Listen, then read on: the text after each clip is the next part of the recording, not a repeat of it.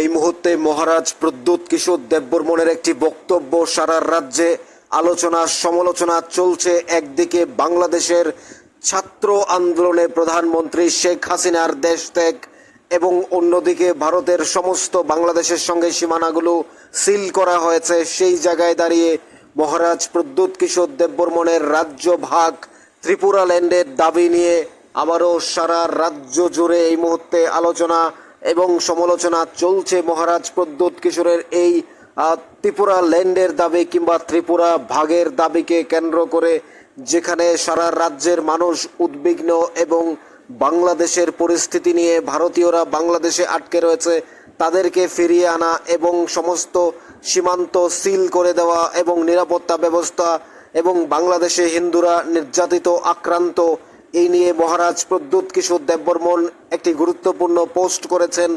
তিনি বলছেন অনেক শরণার্থী ভারতে প্রবেশ করতে পারে, বাংলাদেশের অনেক মানুষ ভারতে চলে আসতে পারে। এই জন্য উত্তর পূর্বাঞ্চলের বিভিন্ন রাজ্য এফেক্টেড হতে পারে সেখানে, অর্থাৎ বিভিন্ন রাজ্যে যদি যারা চলে আসে জনসংখ্যা বাড়তে পারে। এই জন্য মহারাজ প্রদ্যোৎ কিশোর স্বরাষ্ট্র দপ্তরে আবেদন জানিয়েছেন।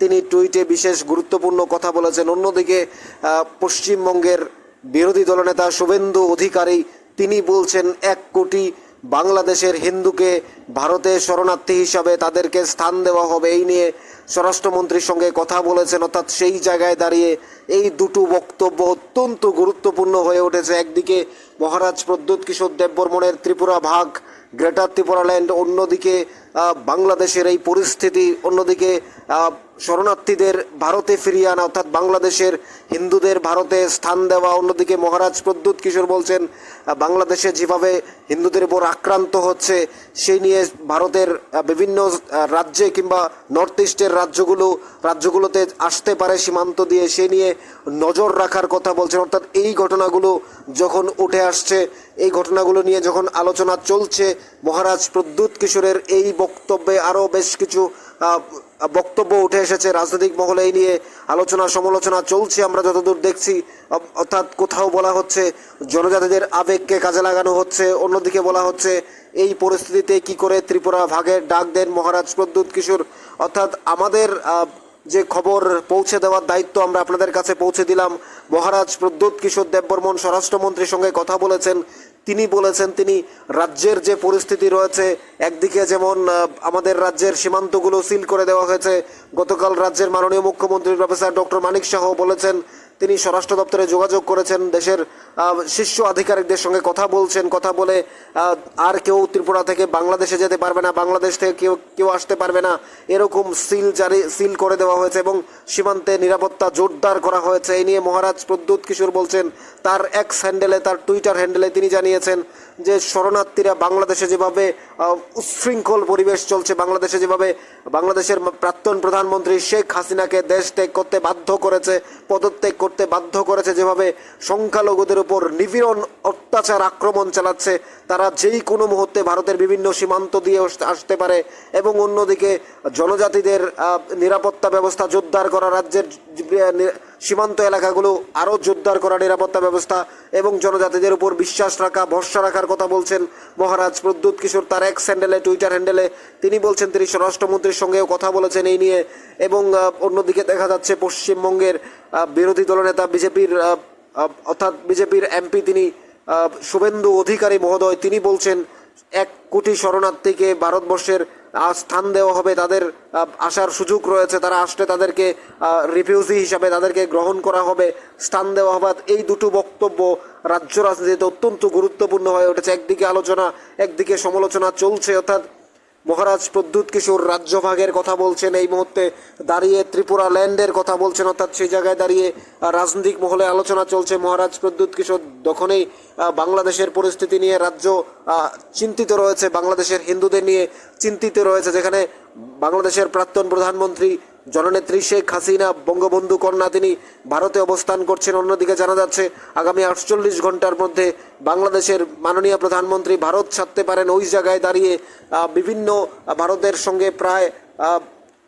4000 কিলোমিটার ভারতে বাংলাদেশের সঙ্গে সীমানা জুড়ে রয়েছে। সেই সীমানায় কঠোর নিরাপত্তা ব্যবস্থা রয়েছে। সেখানে আমরা দেখতে পাচ্ছি ভারতীয়রা যখন বাংলাদেশ থেকে ভারতে আসছে তাদেরকে পাসপোর্ট কেড়ে নেওয়া হচ্ছে, তাদেরকে লুটপাট করা হচ্ছে, তাদের উপর অত্যাচার চালানো হচ্ছে ভয়াবহ বাংলাদেশিরা, অর্থাৎ তাদের হাত থেকে ভারতীয়দের নিরাপদে ফিরিয়ে আনার চিন্তা। অন্যদিকে বিএসএফের কঠোর নিরাপত্তা বাড়িয়েছে সীমান্ত এলাকাগুলোতে। সেই জায়গায় দাঁড়িয়ে মহারাজ প্রদ্যোৎ কিশোর দেববর্মন তার এই ত্রিপুরা ল্যান্ডের দাবি, অর্থাৎ একদিকে আমরা বলতে পারি এই গ্রেটার ত্রিপুরা ল্যান্ডের দাবি তো আর নতুন কিছু নয়, যেহেতু মহারাজ প্রদ্যোৎ কিশোর দেববর্মন বছরের পর বছর ধরে তার এই গ্রেটার ত্রিপুরা ল্যান্ড, তাদের এই কনস্টিটিউশন সলিউশন, তাদের ল্যান্ড রাইটস, তাদের যে অ্যাকোয়ার্ড, সেগুলো নিয়ে তিনি বারবার শরণাপন্ন হচ্ছেন। তিনি বারবার কখনো এডিসি বন্ধ, কখনো ত্রিপুরা বন্ধ, কখনো স্বরাষ্ট্রমন্ত্রীর দপ্তরে কথা বলছেন, অ্যাকোয়ার্ড সাইন করিয়ে নিয়ে এসেছেন। এগুলো তো নতুন কিছু নয়, যদিও এগুলো নিয়ে সমালোচনার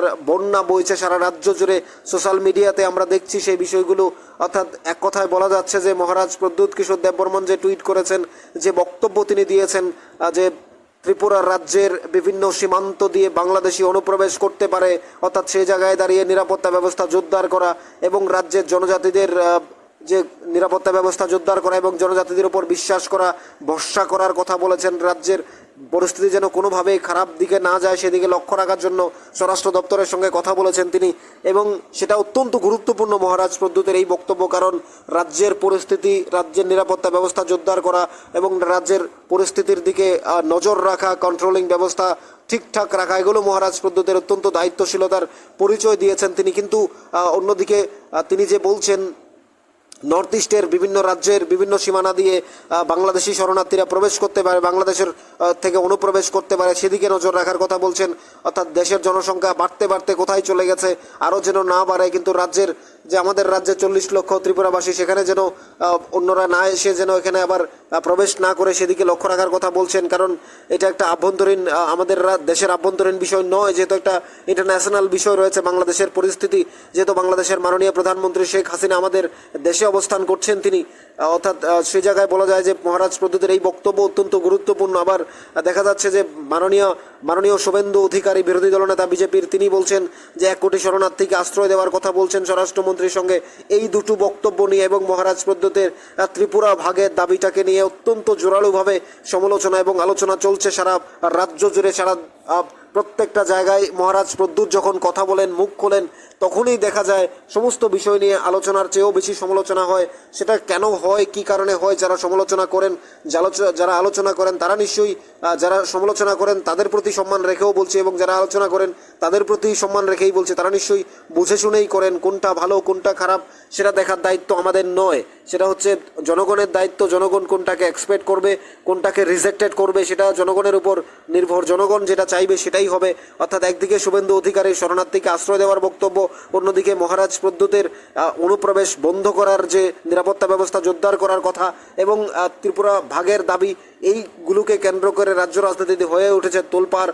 এবং আপনাদের কি মনে হয়, আমরা পরবর্তী ভিডিওতে মহারাজ প্রদ্যোৎ স্বরাষ্ট্রমন্ত্রীর সঙ্গে অ্যাকোয়ার্ড সাইন নিয়ে কি বলেছেন এবং স্বরাষ্ট্র দপ্তরে কিংবা দিল্লিতে অ্যাকোয়ার্ড সাইন ত্রিপ্রাসাদ চুক্তি নিয়ে কি বলেছেন, আমরা এই নিয়ে পরবর্তী ভিডিওতে আসবো আপনাদের সঙ্গে। তার আগে আমাদের চ্যানেলটি সাবস্ক্রাইব করে রাখুন সেই বক্তব্যগুলো পাওয়ার জন্য, এবং আমাদের চ্যানেলটি সাবস্ক্রাইব করুন, লাইক করুন, অবশ্যই শেয়ার করুন। নিউজ ত্রিপুরা 1 চ্যানেলের সাথেই থাকুন।